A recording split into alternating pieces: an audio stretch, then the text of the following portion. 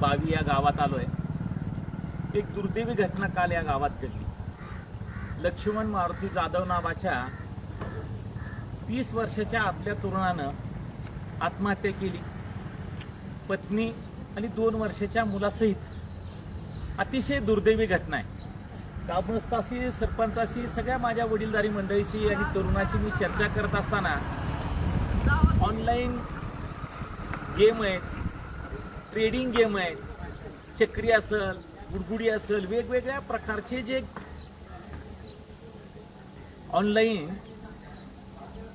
नाद लावणारे खेळ आहेत, त्याचा एक दुर्दैवी बळी अख्खं कुटुंब संपलं।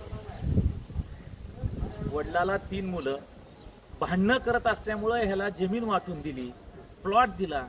जवळपास 20 लाख रुपयाची प्रॉपर्टी या खेळामध्ये त्यानं या ऑनलाईन मध्ये संपवून टाकली। वडील सांगत होते, मी टेलर विकून टाकले त्यानं परस्पर, ट्रॅक्टर माझ्या नावावर असल्यामुळे त्याचा ॲडव्हान्स घेतला।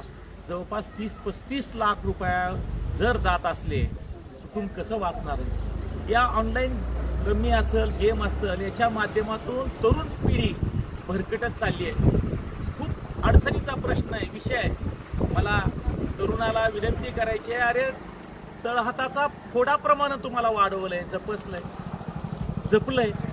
प्रेम विवाह केलेला मुलगा आत्महत्या करतो, कुटुंबासह संपून घेतो, ते कशाचा परिणाम आहे, कशाचा परिपाक आहे? मित्रांनो, तरुण सहकार्याला विनंती आहे, असा आताताईपणा करू नका। अरे आयुष्य खूप मोठं आहे, खूप सुंदर हे जग आहे, हे जग संपू नका, मी संपू नका। विनंती आहे मला, तुम्ही थोडा आई वडिलाचा, भावाचा, बहिणीचा विचार करा। त्या ऑनलाईन गेम असेल किंवा तुम्ही जे बाकीच्या गोष्टी करता ते सुद्धा कमी करा आणि स्वतःच्या कुटुंबाकडे, गावाकडे लक्ष द्या। तरुणांना परत एकदा विनंती आहे, प्रशासनाला विनंती आहे, गावागावात जे काही मटका असेल, चक्री असेल, गुडगुडी असेल किंवा